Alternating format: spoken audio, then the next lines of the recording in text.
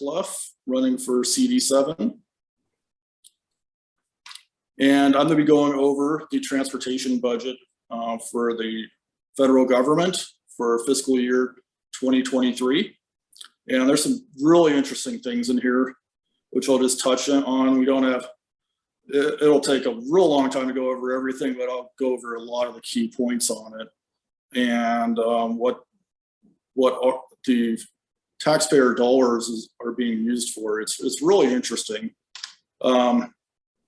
So I'll get started with some of the administration costs. Because before we get started, can I ask you a question? When you say administration dollars, what does that mean? Because some of us have no idea about how a budget works. Okay, so administration is basically the people that are making sure the money goes to the right spot. They're overseeing the money, doing things like that. So it's basically approving the transfer of the money, all those sorts of things is administration. And you have to have some money for that. So I'm not arguing that at all. You don't want it going into the wrong hands. So it is important to have some money on that, but you don't want the administration budget to be going to spiraling out of control. We are seeing that, unfortunately, right now with public schools, where the administration staff is growing 7 times quicker than the teacher staff. So that's totally out of whack. But some administration spending is fine. But it definitely needs to be kept under control, because it's kind of like, if it's too much, it's just kind of like wasted money. It's not going to streets. It's just going to overseeing the allocation of the money. So first of all, this is really interesting. $48 million for cybersecurity. That seems kind of high. Now, cybersecurity is very important. And I do know that the State Highway Department of Colorado had their computers hacked, and it was a complete nightmare. Well, hold up a second. Because you're going to have to, we're going to have to talk about this for a second. The department had their computers hacked? Colorado Department of Education had their computers hacked, and it was a nightmare for them. I mean, it took them a long time to get back operational again. It was there's some leaks and personal information, which is a huge problem with CDOT employees. And HIPAA violations. I mean, it is just a big mess. So cybersecurity is extremely important. So nobody's arguing that. But what I would want to see for that pretty large amount of money, 48 million for cybersecurity for one department, seems kind of high. I would want to see that those costs itemized, so you could see if anything's out of whack with those costs. See if that way you can see, oh, this number is like way too high. Something's wrong here. That sort of thing. It seems like that number is high for 1 year in one department to be spending 48 million on cybersecurity. And so can I ask you a question about cybersecurity for the Department of Transportation, because you seem to understand that. Are they asking for cybersecurity for the United States Department of Transportation, or is that money going to be going to like states like Colorado to beef up their cybersecurity? Is it going to be in grant funding, or is it to protect the U.S. Department of Transportation cybersecurity? Do we know where that money is going to, or is it going to be a mixture of both? Did they outline that in the budget? It did not say that either way. My assumption was that it was just to the U.S. Department of Transportation, but that might be wrong.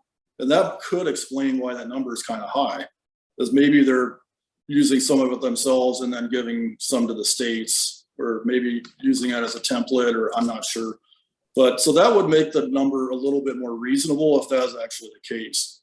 So that would be the kind of those are the kinds of questions that need to be asked to figure out, is this money going to benefit the states at all, or is it only going to the U.S. Department of Transportation for cybersecurity? So that's the key question on that. If it's only for the US Department of Transportation, that seems like a high number. But if it's going to all the states, that would seem a lot more reasonable. So that's a quick summary on this. Now this next one's really funny. You'll probably get a good laugh out of this. 11 million for zero emission vehicles.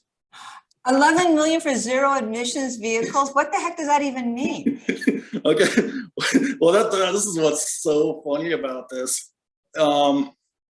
Is there really isn't any zero emission vehicles around at all, because even a Tesla, even if they're buying Teslas, and Teslas have zero tailpipe emissions, but they don't have zero emissions because you have to plug them in, and then the power comes from a power plant, which is usually like a gas or coal or something like that. So even a Tesla is not zero emissions. On top of that, you have to make the batteries, and that takes emissions to make the batteries. So a Tesla is low emissions, I'll give it that, but it's not zero. And what's funny about that is for most states in the United States, the hybrid cars are actually more efficient because the battery is way smaller, and you don't plug them in. So it's not taking any power from the power plants or anything like that. So if they wanted to get the most efficient vehicles, in most states, there's a few exceptions. Some states have really high renewable energy use, like Idaho's a state that's extremely high in renewable energy. Those actually do a little bit better with like a Tesla type car that you plug in. But in Colorado, a regular hybrid's the most efficient car you can get, like a Prius or something like that. So it's interesting that they're not saying low emissions or hybrids or something like that. I mean, can I just interrupt you for a second and ask you a question about zero emissions? I mean, you're an engineer and you specialize in transportation. Have you ever, is there anything that would ever have zero emissions? I don't think so. I mean, I was thinking about that really hard today.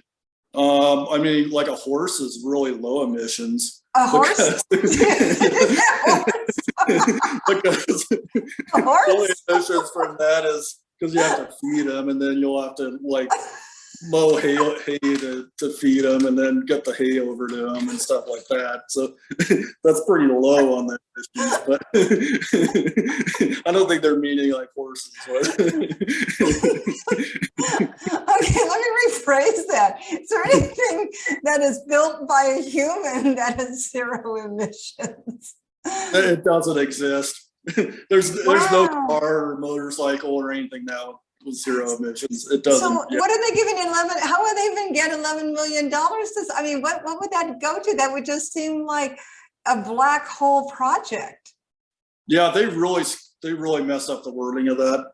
If they would have said 11 million for hybrid efficient cars or something like that, I would have absolutely no comment on that, because I would probably save that much money in fuel over the long term if they bought Priuses or something like that. So I wouldn't even complain if that's what they had, if that's what the line item was. But zero emissions does two things. One, maybe they're meaning it's zero tailpipe emissions, but what's going on with them right now is you can't even get those vehicles. They have a huge long waiting list. So if you got on the waiting list today, you might get them by the end of the year, maybe if you're lucky. And it depends on the vehicle you're getting. And it really limits what you can get, because there's only a handful of them, of different manufacturers that make them. It might not even be the right vehicle for what they're wanting to do. Like if you're wanting a union produced, US made zero emission vehicle, I think there's only It doesn't two. exist, by the way. We already know a zero emission vehicle doesn't exist, because a horse isn't even zero emission. So yeah, zero emission doesn't exist. But even if they're assuming zero tailpipe emissions, I think there's a Ford F-150, but I don't think it's out yet. That's electric. And then there's that new Hummer that's coming out that's supposed to be that's electric. what Orion wants. That's not out yet either. So, I mean, I guess they'd be on the waiting list for those. But that, again, that's not zero emissions. I mean, so even those won't work. So I think that just wasn't thought about very well at all. I mean, as far as reducing fuel use, that's great. But they shouldn't be restricting what that's going to that much. And the Priuses actually won't cost it. If they got Priuses, it would cost about the same as a regular car. I mean, there's not really any extra charge for that. So now the thing that I don't know is usually the federal government only gets American made. Is that? Well, to the best of my knowledge, you know, I don't know if this has changed or not, but to the best of my knowledge, that federal government, for the use of the federal government, that they have only used American-made cars. Yeah, that's what I thought. Yeah. So then they couldn't get a Prius unless they started making it in the United States. so that probably. I mean, I think Come on, Ford Tesla makes like the Escape hybrid or something. But yeah, there's just not a whole lot of choices for American made right now. Tesla, yeah, Tesla definitely. Yeah. Now they're not cheap though. So it's like what, 45, 50,000 for a base Tesla. So it's definitely not the cheap government at all. employees will be riding in their G-Ride Tesla going, okay, this rocks. They're fast. They're like as fast as a Corvette. But yeah, I would do a Tesla. I'm actually getting more and more in favor of this bill now. You're like, Tesla, please. Okay, let's leave that one in there. Okay, this is where it gets a little bit more interesting. And the first two things, definitely you could find some constitution, well, with the exception of the zero emissions vehicles that don't exist, but horses exist. Yeah, so they could get horses for 11 Yeah, they million. can get horses. That'd be good. Okay. The next thing, I'm really struggling to find where this use of federal money is constitutional. 42 million for the commercial driver's license program. So that's for tractor trailers and people that are using that are towing heavy loads for commercial use. You have to get a special driver's license for that. Right. And the states are the ones who do that. So Colorado has their own, whatever state you're in will have a commercial driver's license that is a significantly more difficult test than the regular one. But this is what's interesting, 42 million for something that the states do. So that doesn't make a whole lot of sense. Wait a minute, because I actually know something about CDLs. So they're budgeting money for federal CDLs. I'm not getting this. Well, that's what doesn't make any sense, because I don't think there is such thing as a federal. I don't think there was such a thing either. I'm not understanding this budget line. Yeah, it makes absolutely no sense. So basically, they have a budget line for something that the states do. Now, maybe they're giving money to the states. For what? I mean, because you have to buy. I mean, because I actually have like family members that are over the road truck drivers, and they have to pay for their own. I mean, their own training, their own license, their own everything. I mean, I'm not really sure what the government is giving the state when it comes to CDLs. I mean, unless they're paving the roads, which that I wouldn't think would be under a CDL. Yeah, it makes absolutely no sense. I mean, I was trying to figure that one out, and I was like, this makes absolutely no sense. Why would the federal government have anything to do with CDLs that the states can take care of? So I was definitely struggling with that line item for sure. Then the next item, this is when we get into some street and road projects, some highway projects and things like that.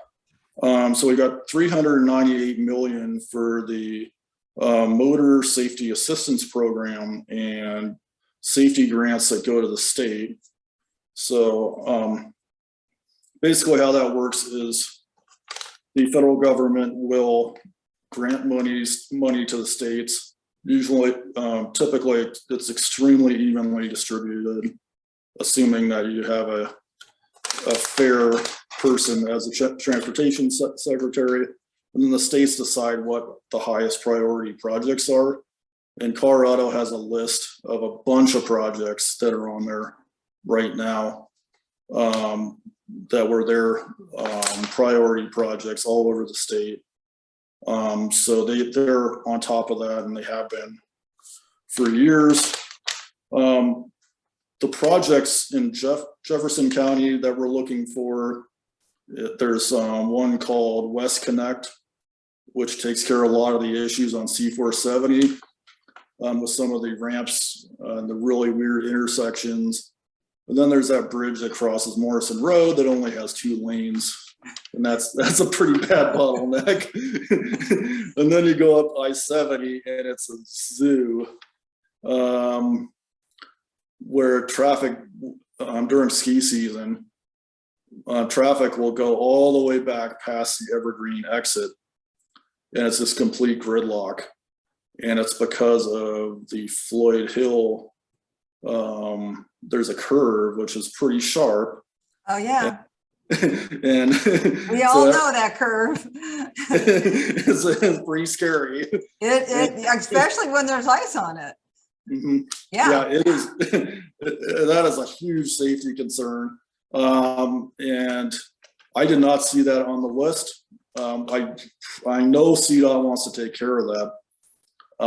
Unfortunately, it's not the easiest thing to fix, but it is, I would say that's one of the top safety concerns. That's actually not quite in Jefferson County. That is in Clear Creek County, but it's close to Jefferson County.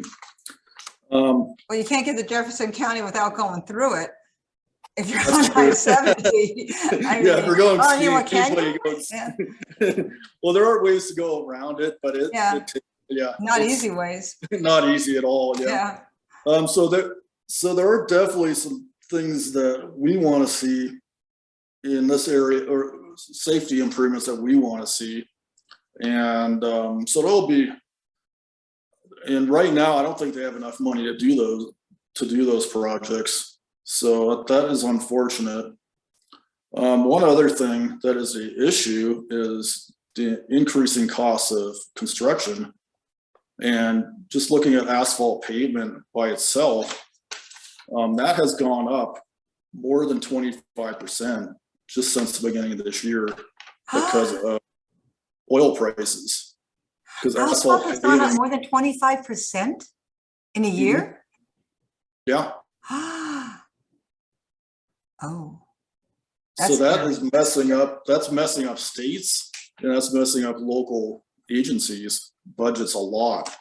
So getting those gas prices under control doesn't only help people that drive, it helps the local agencies as well, like Jefferson County and Lakewood and all those jurisdictions that they depend on asphalt for repairing their roads. So and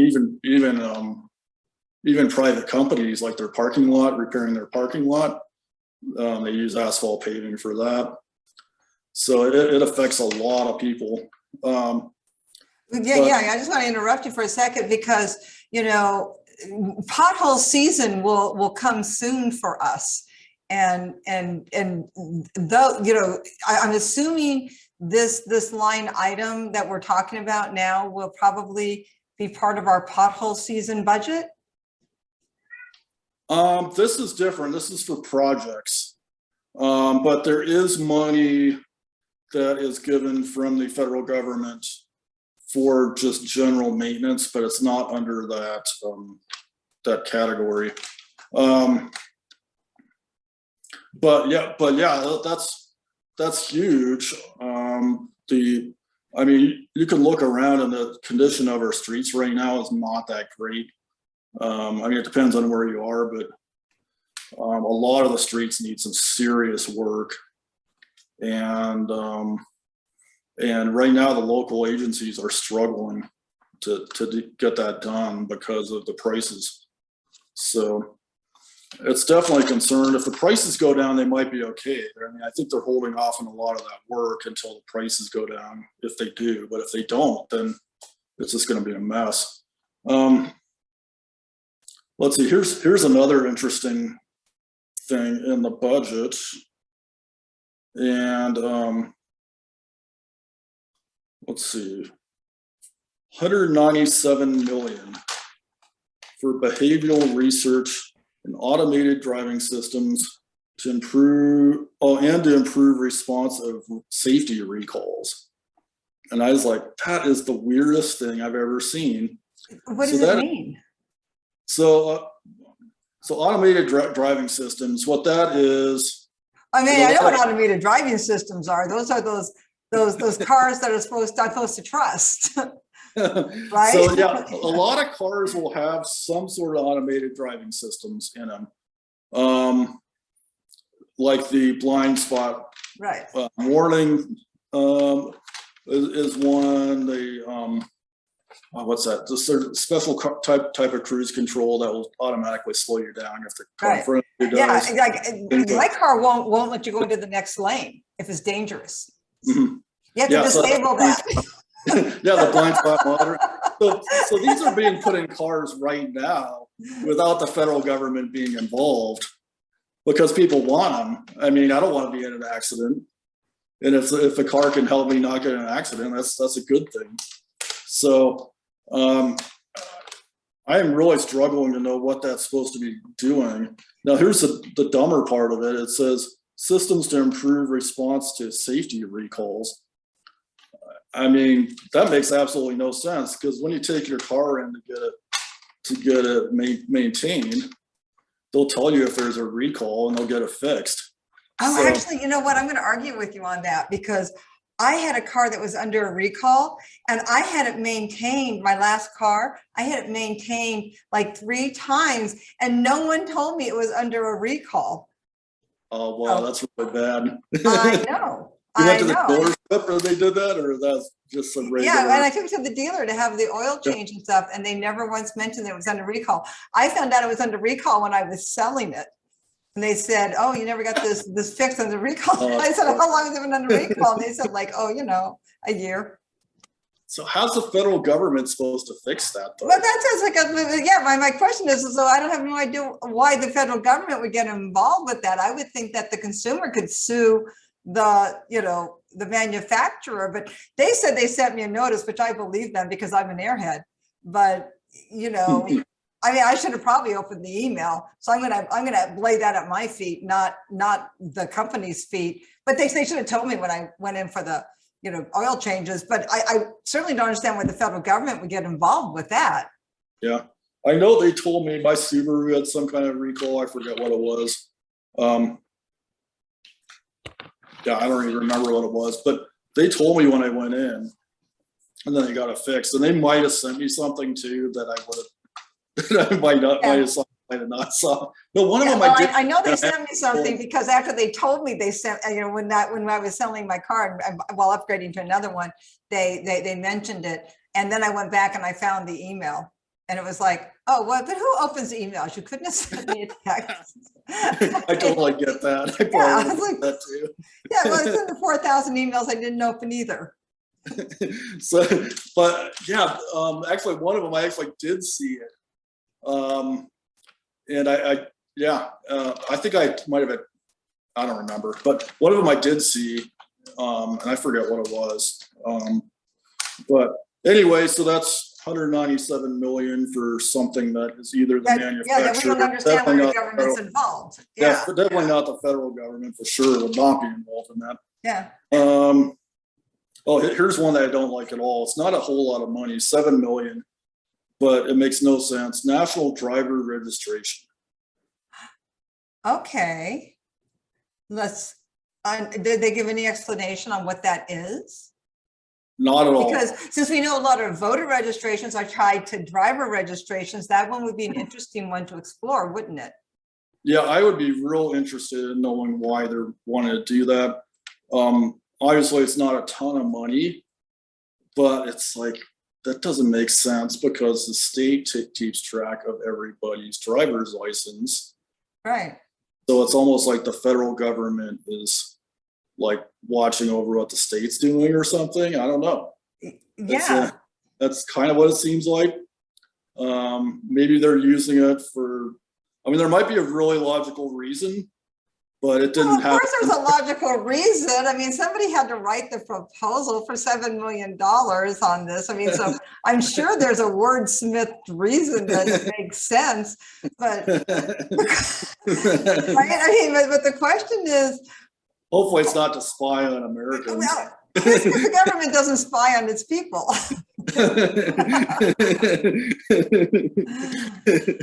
I mean, that would be, but yeah, this seems kind of weird. I mean, they already have social security numbers and things like that. So, Oh, you know what I'm wondering? Because you need your driver's license. A lot of people use their driver's license to get on airplanes. Because I was wondering, like, what does this have to do with transportation? I mean, like your driver's license that they're regulated by the states, but your driver's license you use to get on airplanes too. mhm. I wonder if they're putting like using it for like a database or something. I don't know. I mean, I'm just throwing ideas out. We're actually just shooting in the wind right now because we don't not have any idea because it doesn't say. But it would be interesting to find out. Yeah, it totally would be. Now, what I do know is the federal government, and I'm trying to remember when this took place. I think it was under Trump that this happened, or it might have been under Obama, but they changed the driver's license in most states.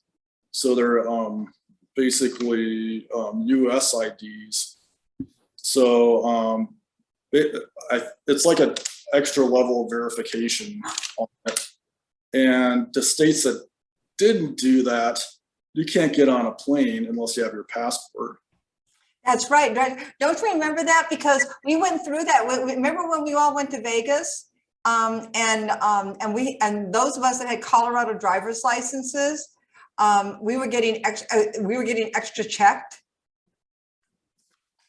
Because I had just gotten my new Colorado driver's license and we were noticing that, and we thought it was because Colorado had legalized weed.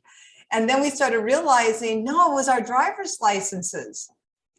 Yeah, I'm not sure, but no, Colorado. No, that's right, because you weren't on the plane flight with us. Because you drove, but yeah, a bunch of us who were on the plane flight, we noticed that, and we thought it was, oh, we're from Colorado, and they must think because we're from Colorado, that stereotype. But yeah, it was a bunch of us, and we had commented on that because all of us got double checked on that. That is interesting, huh? But yeah, that's $7 million, and it's questionable whether that's useful for sure. This one's interesting. 38.3 million for high visibility enforcement. What does that mean? I think that means high visibility, like traffic enforcement, but that goes to the states and the local agencies. They're supposed to be doing the enforcement. So I don't know if they're paying for like super fancy radar detector, radar guns, or what they're doing with that. But that was kind of interesting. Well, maybe that means, well, high visibility enforcement. I mean, actually what first went to my mind was putting more patrol out there. Yeah, that's what I was thinking. I mean, that's like not more like vans and electronic equipment. I would think high visibility would be putting boots on the ground. I mean, that's my first thought is high visibility enforcement. So I'm wondering if that means, giving funding for more state patrols and local law enforcement. I mean, I'm wondering. Yeah. That's sort of what I was thinking. That was for. It's just going straight to the state and local governments for enforcement. Yeah. So I mean, not the hugest number in the world, but that's kind of interesting. Okay, so that's a big chunk of the street section. The next part goes into public transportation, which covers a whole bunch of things. So they have 20 million for ferries. So obviously, and we're not talking the Tinkerbell type, right? We're talking the ones that you get on from, Washington State. Exactly. Yeah. So not the hugest number, but obviously Colorado's not going to be getting that. 200 million for buses. And And then this one's real interesting. So 30 million for ferry service in rural communities. Okay. So the only two places I could think of where that they might be using that would be like Alaska or like Hawaii. But Well, actually, Port Angeles in Washington State, I think about that. Like and then like Vashon Island over in Washington, back and forth between Seattle. I mean, Seattle's not a small place, but like back and forth between, Vashon and places like that. That's a rural community back and forth. Because I know like some places like that, like Mackinac Island, back and forth in Michigan. I mean, there are places like that. I mean, Mackinac Island's really cool. Yeah. I went there as a kid. So that's interesting. What would be interesting with that is which agency is calling for that money for 30 million because you think they'd already have ferries to those areas because you couldn't get people there without them. That's interesting. I mean, maybe there's some reason for that, but the next one, this one's real interesting. So 50 million. So it says a smart mobility grant, and that is basically, it is really strange. It says for some kind of innovative mobility use, and it set up, it has this whole laundry list of stuff that it's supposed to do, but it didn't really give any good examples of what would qualify. So I'm struggling with what that would be for. Is it under the ADA at all? No, it's Department of Transportation. No, but I mean, but is it, does it work under ADA accessibility? Is it, when you say it's a smart grant, is it designed to make things more accessible under the ADA? Is that what the grant is for? So, because they're saying mobility. I think that's part of what it's supposed to do. So, I mean, that's interesting. I mean, this might be perfectly okay, but it would be nice to have sample projects that qualified, so it wasn't such a question mark type thing. I mean, maybe it's for like special buses that work wheelchairs better or something like that. I mean, because that's what I was thinking. It might be like to make sure that we have, accessible sidewalks, curb cuts, things like that, and making sure that we're finally completely up to spec on that. And actually, I would agree with government funds being spent for that. It's outrageous to me in 2022 that people, who are, with challenges with mobility are still not able to get around this country with the same needs as able-bodied people. That's just kind of obnoxious. There is a lot of work that needs to be done on that, so that might be useful funding. Yeah. It would have been nice if they had some examples, so that would cut out the crappy projects. Right. You know what? I mean, that's it. I mean, they if that's what it's for, that's actually great use of taxpayer money. But if they don't outline what it's for, I mean, for all we know, someone's going to be making smartphones and putting it under that. I mean, you want to make sure that you have you put it in for what it's for. Because I'm thinking my first thought went to it's to help people under the ADA, and my instincts immediately go for it. Yeah, great. You absolutely should do that. Making sure that people with mobility issues can get around. But for all I know, somebody could wordsmith it to mean something else, and now they take total advantage of those funds, and it doesn't get to where it's supposed to be. So yeah, wording matters. Yeah, this one really bugged me. I agree that could be useful money. So I would just want to see more details or some example projects on that. Next one, a little bit more money, 150 million. This one bugged me. So the Washington Transit Authority. So no other transit authorities got free money. They all had to apply for it. But the Washington Transit Authority, they just gave them 150 million. So I think just said it goes to the Washington Transit Authority. It just goes to them, there's no explanation, it just says, here's $150 million, Yeah, have a great day. 150 knock yourself million, out, have spend fun, it. guys. I assume Don't that's spend why. it all in one place. Yeah, so that, yeah, I mean, there's no $150 million to RTD in there, or 100, it's just, or 150 million to Dallas. Do they have one of those for Colorado? Because I won't complain if they have one of those for Colorado. Do they have one of those for Colorado? No. Oh, well, now No. I'm going to complain because I'm a hypocrite. I'm complaining because there's none for Colorado. Right, that's it. I mean, they don't have one for us, and Washington doesn't get one either. Yeah, That's not fair. Why is Washington getting free money? It's Right. Yeah. Absolutely. Washington right now is sitting there going, hey, it's like, no, you'd be doing the same thing if we were getting 150 million and you weren't. Let's see, what else do we have here? I mean, those are the big ones, really. So just a quick summary, there is a little bit over 3 billion going to transit, and includes buses and transit.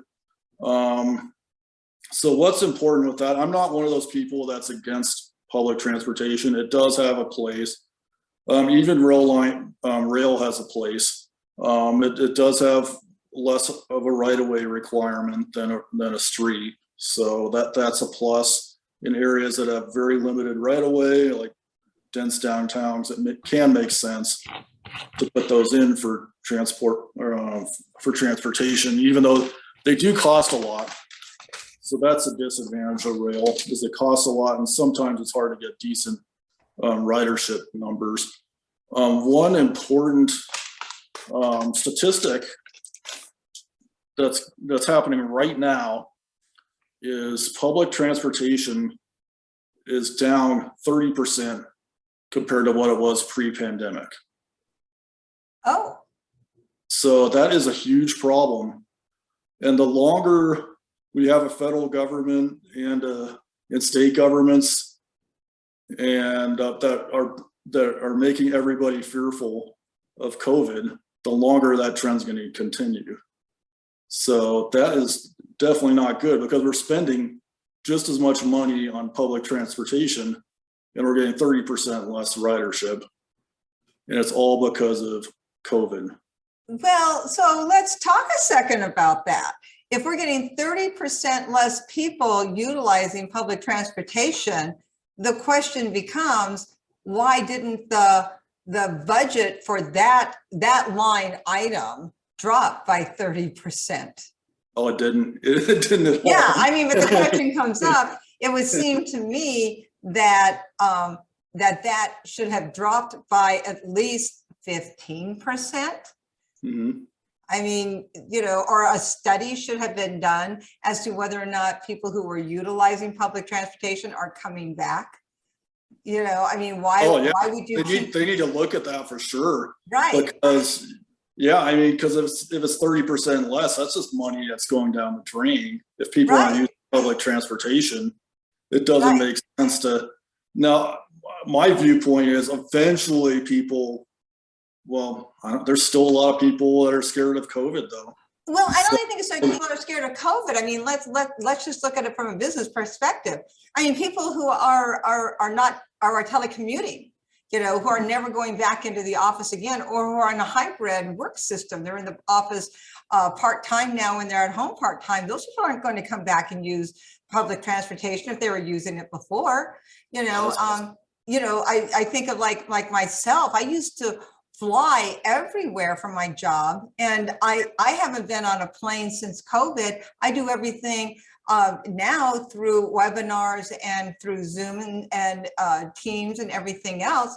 I think that's going to change a little, but not much. So, and I don't think I'm unusual. Yeah. Those numbers might never come back then. Right.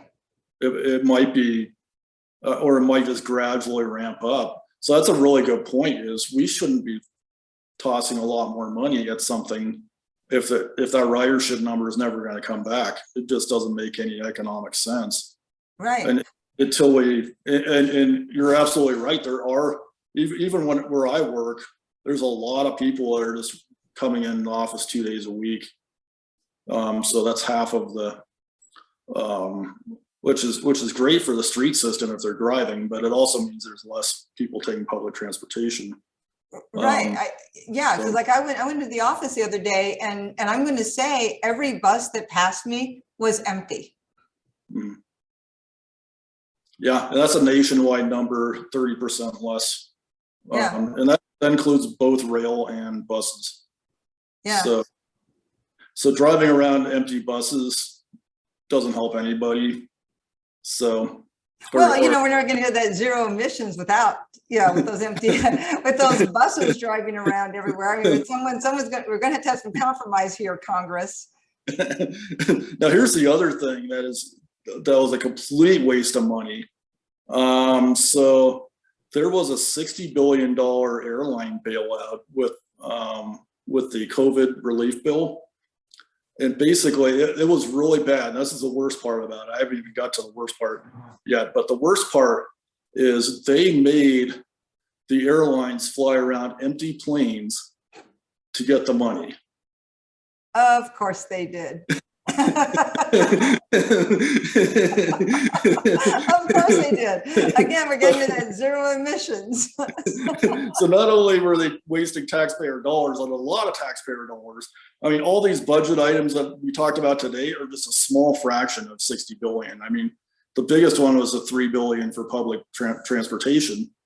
So you multiply that number by 20, that's how much they gave for an airline bailout to fly around empty planes. So that's real money wasting right there. I mean, that's ridiculous. Did they explain why they had to fly empty planes? I mean, asking for a friend. What the government said is they wanted the routes to remain open, I guess, in case somebody wanted to travel someplace. So, so you'd have like a plane with like one person on it. So basically they were offering private jets for anybody who wanted them. Yeah, private 737s and Airbuses and things like that to get around the country. Yeah, it is just mind-boggling. And that's just one example of that COVID relief bill that is just like beyond anything I can even imagine, and wasting money. So yeah, looking at these budgets is crucial. And I mean, overall, it's a transportation budget that is not increasing very much from the year before. It is probably one of the most squared away budgets that's out there. And it still has what I would consider to be a lot of waste in it. So